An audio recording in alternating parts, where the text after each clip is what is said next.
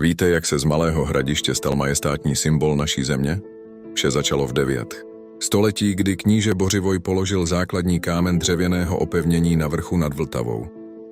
To byl skromný počátek budoucího sídla českých králů. O staletí později za vlády Karla IV. Zažil hrad gotický zázrak. Pod vedením architekta Petra Parléře se k nebi začala tyčit velkolepá katedrála svatého Víta, která se stala duchovním srdcem království. 16. století přineslo renesanční lehkost.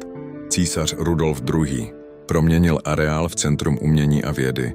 Nechal vybudovat elegantní letohrádek v Královské zahradě a ozdobil budovy nádhernými sgrafity.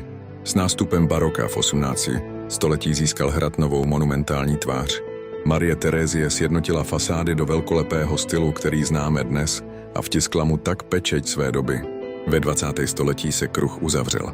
Katedrála byla konečně dokončena a Pražský hrad se stal sídlem prezidenta a živoucím svědkem pohnutých dějin českého národa. Pražský hrad je víc než jen památka. Je to příběh vytesaný do kamene.